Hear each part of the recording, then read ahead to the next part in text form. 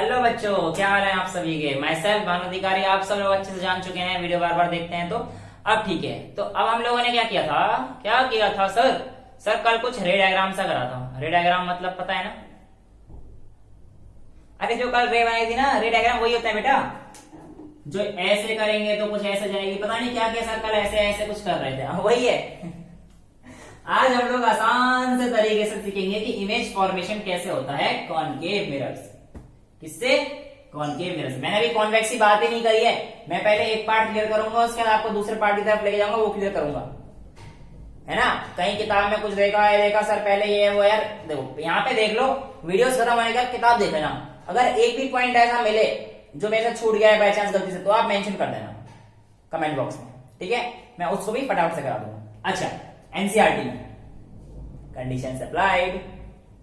Okay, so image formation by concave mirror आज हम लोग पढ़ने वाले हैं, और कल की थोड़ी सी बातों को भी याद करेंगे। Image formation by concave mirror.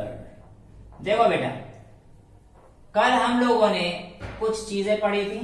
हाँ सर, पढ़ी थी। उसके बाद हम लोगों ने ये देखा था कि ये कॉनकेव मिरर हुआ करता है जिसके बाहर से कोई लाइट नहीं जाएगी और अंदर रिफ्लेक्टिंग सरफेस है। उसके बाद आप लोगों ने पढ़ा था कि इसका एक प्रिंसिपल एक्सिस होती है। उसके बाद आप लोगों ने पढ़ा था कि यहाँ पे एक पोल होता है। उसके बाद आप लोगों ने पढ़ा था कि यहाँ पे सेंटर ऑफ कर्वेचर होता है। आपने भी पढ़ा था कि यहाँ पे कहीं पे फोकस होता है। पढ़ा था ना ये सब? ठीक है। तो बेटा आज मैं आप लोगों से कुछ सवालात करता हूँ। क्या? सबसे पहला सवाल, अगर कोई चीज इतनी बड़ी है और वह इतनी सी बन जाए तो क्या कहोगे? डिमिनिश्ड। छोटी हो गई, डिमिनिश्ड बोलेंगे उसे, ठीक है। कोई चीज ऐसी है पर बनी ऐसी तो क्या कहोगे? Inverted and diminished. इन्वर्ट उल्टी होगी ना, पहले देखो ना एरो इस तरफ वाली, तो इसे कहते हैं इन्वर्टेड, ठीक है। समझ में आया? ठीक है सर, ये भी आ गया। और क्या कहना चाहेंगे आप? ठीक है, देखो, जो इमेज आपकी वास्तविकता में बनती है, जो इमेज आपकी वास्तविकता में बनती है, हकीकत में बन रही होती है, उसे हम लोग क्या कहते हैं? Real image. Real image. और जो इमेज आप लोगों की अपनी मर्जी से इमेजिनरी तरीके से बनती है, मतलब जो होती नहीं है, वर्चुअल बोलते हैं उसे क्या बोलेंगे? Virtual image. यानी कि वर्चुअल इमेज कैसी होंगी वो हम लोग इस बात का अंदाजा भी लगाऊंगा। अभी मैं आपको कराऊंगा ना, सब समझ में आ जाएगा, है ना। अभी रियल वर्चुअल, अभी बस इतना समझो कि रियल वास्तविकता में होती है, वर्चुअल वास्तविकता में नहीं होती। बस ये बता दो, प्लेन मिरर जो इमेज बनाता है वो कैसे बनाता है? प्लेन मिरर जो आपके घरों में रखा रहता है। सर हम ही हैं, हमारे जैसी जो चीज दिखा रहा है दूसरी, वो वास्तविकता में तो नहीं होती, तो वो कैसी है? रियल वर्चुअल, घर पे दिमाग लगाना, ठीक है। अब देखो, कराऊंगा मैं आगे भी, अभी फिलहाल इसको समझते हैं। यहां पर देखो बेटा फटाफट से, यहां पर मैं आप लोगों को करके बताया था कि भाई कोई एक लाइन अगर सीधी आती है तो वो फोकस से होके जाती है। अब सपोज कीजिए आपका ऑब्जेक्ट इंफिनिटी पे रखा है। कहां रखा है? इंफिनिटी पे, यानी कि आपकी इंफिनिटी से रेज आ रही है ना। इंफिनिटी तो मेरे को नहीं पता है, इंफिनिटी तो कहीं पे भी हो सकता है, बस ये पता है रेज आ रही है। जो भी रेज आएगी सारी फोकस से जाएंगी। सिमिलरली ये आएगी तो ये भी फोकस से जाएगी। ऐसे यहां से भी रेज आएगी तो ये भी फोकस से जाएगी, ये भी रेज आएगी तो ये भी फोकस से जाएगी।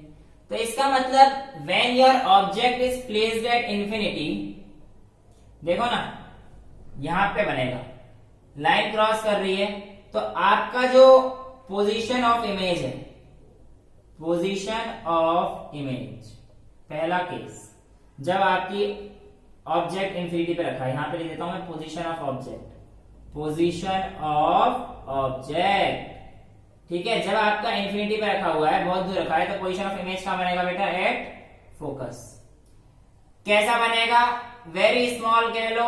नेचर ऑफ द इमेज बताओ कैसा है? नेचर ऑफ इमेज, तो आप कह देना सर डिमिनिश्ड, बहुत छोटा बन रहा है फोकस पे। देखो ना पॉइंट ऑब्जेक्ट की तरह लिख रहा है ना, बहुत छोटा है, वेरी स्मॉल ऑब्जेक्ट। तो रे गई फोकस पे बना, इंफिनिटी पे जब आता है तो ये, ठीक है।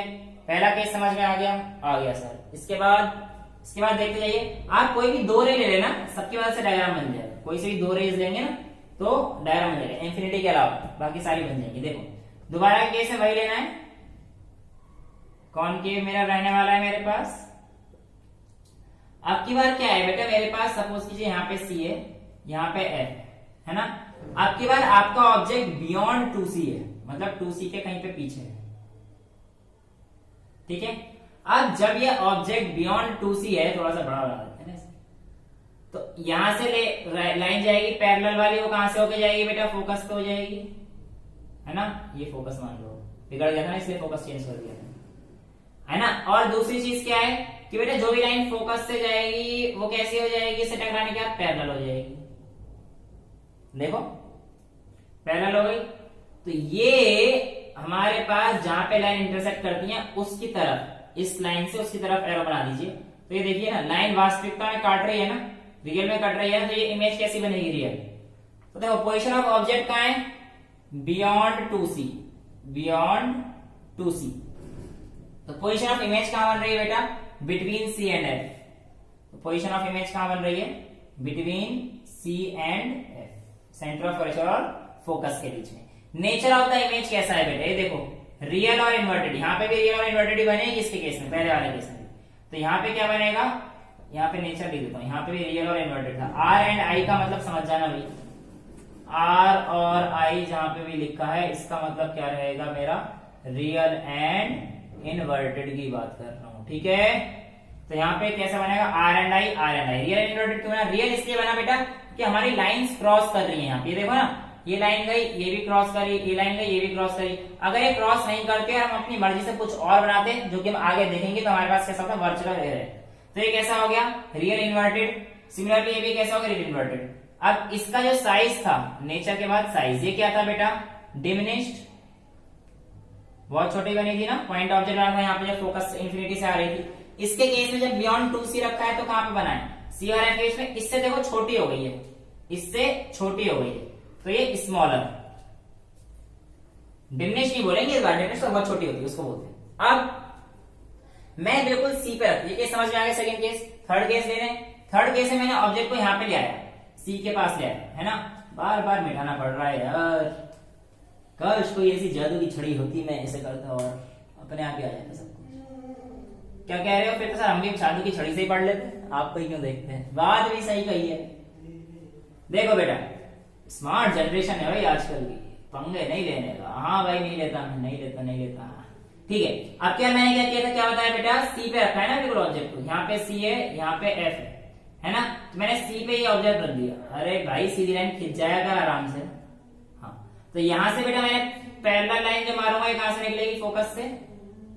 ये एरो जरूर लगा देना, नंबर कटेंगे वरना। हाँ, पिछले महीने लगाया हुआ मैंने, शायद नहीं, देख लेना वीडियो परसेंट में, याद ही नहीं है, पर लगाना जरूर, जो जा रही है और जो रिफ्लेक्ट हो रही है। और दूसरी लाइन इस बार मार दो, कहां पे मारोगे बताओ, कहां मारोगे, फोकस से तो मार दी थी ना, चेंज करो थोड़ा सा, इसको यहाँ पे कर दो ऐसे, और ये कहां पे जाएगी बेटा, जितने एंगल से उतने एंगल से रिफ्लेक्ट करेगी, ये ऐसे जाएगी, ठीक है। यानी कि I और R बराबर होंगे, है ना। तो ये देखो, ये कहां पे कट किया है, लगभग यहीं पे कट किया है ना। अभी मेरा कुछ और बन गया था, पर देखो जहां पे सी इमेज कट जो है, ये लाइन थोड़ी टेढ़ी होगी ना, वरना ऐसे बनती, कुछ ऐसे बनेगी। बना के देखा है तो ऐसी, और ये भी अच्छे से जाएंगी तो भैया ऐसी। अरे यार मतलब समझो, यहाँ पे काटेंगी, ऐसी बनेंगी, देखो ऐसी और ऐसी, फिर नहीं काट रही, समझ गए ना तुम कहां पे बनेंगी। हाँ, भावना में मत जाओ, समझो चीजों। तो ये यहाँ पे बन गई। अब ये देखो, जहां पे आपने अगर C के पास ऑब्जेक्ट रखा है तो C पे इमेज बन रही है। If object is placed at C, then position of image is at C. Nature of the image real, और क्या लाइन काट रही है, हाँ सर बिल्कुल 2 लाइन काट रही है, आपकी नहीं काट रही, बता रहा है, पर काटेंगी, इसके से आएगा काटेंगी, ठीक है। रियल एंड इन्वर्टेड, मेरी भी काट रही है बे। साइज क्या है बेटे, एग्जैक्ट सेम साइज की, देख रहे हो ना, इतना इतना इतना ही है दोनों जगह, तो ये सेम साइज की रहने वाली है, ठीक है। अच्छा सर, अब क्या करेंगे, इसके हिसाब से इसके आगे बढ़ा दें, इस नाम के बीच में रखें, वेरी गुड यार, स्मार्ट बच्चे हो, सब समझ रहे हो। यानी कि क्या मैंने C और F के बीच में रख दिया है, कहां रख दिया है, आपकी बार मैंने C और F के बीच में रख दिया है, तो ठीक है बच्चा। ये लीजिए, ये C और ये F है ना, अब क्या ऑब्जेक्ट की इमेज मैंने यहाँ पे रख दी है, और इमेज नहीं ऑब्जेक्ट यहाँ पे रखा है। तो फिर से भाई जो भी चीज फोकस से जाएगी वो पैरेलल हो जाएगी लाइन, ये भी तो था प्रॉपर्टी, है ना। और अगर मैं एक लाइन यहाँ पे इससे पास करता हूँ सेंटर ऑफ कर्वेचर से ऐसे, अब मेरा मिरर यहाँ पे होगा, ये ऐसे बढ़ा दो, ये आपको बताने के लिए किया है, ये पूरा मिरर है, क्योंकि एक भी लाइन मैंने सेंटर ऑफ कर्वेचर से पास नहीं करी ना बेटा। तो सेंटर ऑफ कर्वेचर से जो लाइन पास जिस डायरेक्शन जाएगी उसी डायरेक्शन में वापस भी आएगी, तो ये कुछ ऐसी ये जाएगी लाइन, है ना। तो ये यहाँ पे मिलेंगी।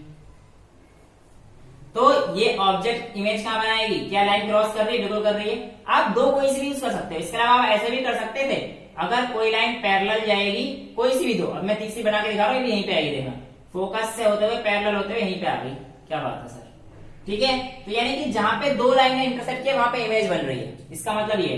तो ये हमारे पास नीचे आ गया, तो ये देखो ये इससे बड़ा बना है, ये देखो ना इससे बड़ा बना है और 2C के पीछे बना है, यानी कि अगर आपके पास कोई भी चीज सेंटर ऑफ कर्वेचर और फोकल लेंथ फोकस के बीच में बनेगी तो इमेज कहां बनेगी, बियॉन्ड सी। तो आप लिखिए if the image is between C and F, तो पोजीशन ऑफ इमेज कहां रहेगी बेटा, बियॉन्ड सी, सी के पीछे। नेचर ऑफ इमेज अब भी वही है, real and inverted, real and inverted. और ये इमेज क्या हुआ इससे, एनलार्ज्ड, एनलार्ज्ड, ठीक है, समझ आ गया। इस एनलार्ज से थोड़ा सा यहां लिख दूं, क्योंकि मुझे पता है ना एक और केस कराना है, फिर वो आएगा नहीं, एनलार्ज्ड, ठीक है। अब लास्ट केस देखते हैं, लास्ट नहीं दो केस हैं यार, इसके ऊपर लिख दूंगा, समझ जाना, एडजस्ट कर लेना भाई, इसको मिटा दें, ये मिरर है। अब दूसरी बात करते हैं, दूसरी बात करते हैं, क्या करते हैं भाई, दूसरी बात हम लोग उसको देखते हैं जब हमारे पास ये तो यहीं पे रखा हुआ है और हमने इसको खींच दिया, जब हमने इसको खींचा है तो क्या होगा, ये हमारे पास क्या था, प्रिंसिपल एक्सिस, ये पोल, कॉनकेव मिरर। हाँ सर जल्दी जल्दी करा, तो अब तो हमें सब समझ में आने लगा है, क्या बात है। फोकस पे रख दिया, यहाँ रख दिया था मैंने, अब क्या फोकस पे रख दो इमेज को, लो ये लो, ये लाइन गई ऐसे पैरेलल प्रिंसिपल एक्सिस के, तो कहां से मिलेगी, फोकस पे मिलेगी ना। और दूसरी लाइन कहां से दिया जाए, चलो यहां पे देखो, तो ये कैसी जाएगी, देखो के लाइन कभी मिलेंगी, कभी नहीं मिल रही, है ना। ये तो पैरेलल लाइंस बनेगी यार, एक तो डायग्राम मेरे बड़े सुंदर बनते हैं, मैं क्या करूं, मैं क्या करूं, ये पैरेलल लाइंस आएंगी दो, तो पैरेलल लाइंस यहीं पे मीट करती हैं, हाँ करती हैं। पैरेलल लाइंस कहां पे मीट करती हैं, इन्फिनिटी पे बेटा, तो इमेज कहां बनेगी, इन्फिनिटी में। तो अगर एट फोकस है तो पोजीशन ऑफ इमेज इन्फिनिटी पे बनेगी, और इन्फिनिटी पे हम मानेंगे बड़ी बनेगी। Nature of the image real inverted ही मानेंगे, वहां पे मान रहे हैं कि मिलेंगी, और ये क्या आएगा, एनलार्ज्ड, बड़ी है, ठीक है, इन्फिनिटी पे ऑब्जेक्ट बड़ी है।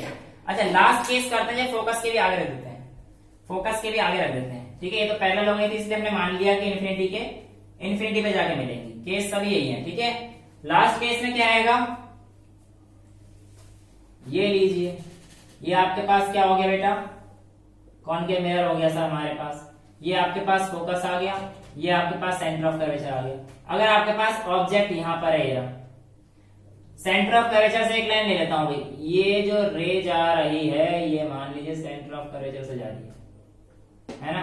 जब सेंटर ऑफ कर्वेचर से जिस डायरेक्शन में इस डायरेक्शन वापस चली जाएगी तो इधर चली जाएगी, और दूसरा मान लीजिए चलिए यहाँ पे मान लीजिए, तो ये वाली तो ऐसे जाएगी, ये देखो लाइन तो इधर चौड़ी हो रही है, ऐसे दो सेपरेट होती जा रही है, तो ये लाइन तो पैरेलल भी नहीं है, तो कहीं जाके मिलेंगी ही नहीं, तो ये लाइन कहीं पे मिलेंगी ही नहीं, ठीक है। ये देखो ना सेंटर ऑफ कर्वेचर की लाइन थोड़ी सी अच्छी सी बना देता हूँ, ये ऐसे जाएगी ना, ऐसे थोड़ी सी ऐसे, और भी नहीं, और भी थोड़ी सी ऐसे, ऐसे है ना। तो ये लाइन बेटा कहीं नहीं मिलेगी, ये तो एंगल ऑफ इंसिडेंट वाली लाइन थी, ये समझ जाओ यार, ऐसे ऐसे है, और ये ऐसे है और ऐसे है, तो ये लाइन कहीं नहीं मिल रही।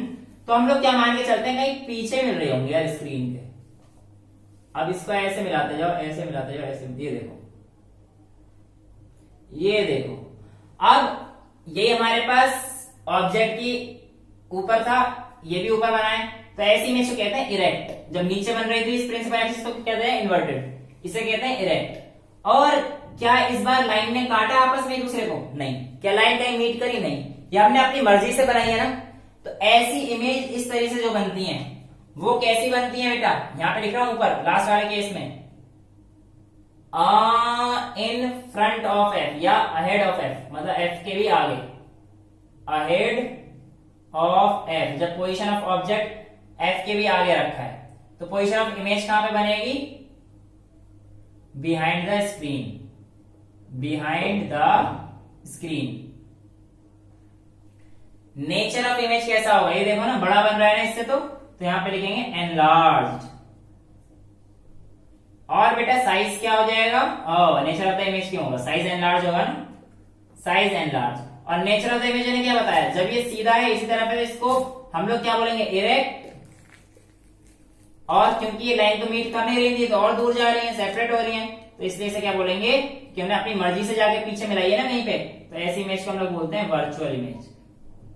तो virtual and erect image form करेंगे, ठीक है। ये 6 के 6 केस हैं, आप लोग अब पढ़िए इसे, और उसके अलावा एनसीईआरटी में शायद एक्टिविटी 10.3 दी है, उसे पढ़िए, अब आपको सारी चीजें समझ में आ जाएगी, ठीक है। I hope the lecture was pretty much clear to you till then, bye bye, good bye, sweet dreams, thank you so much, love you all.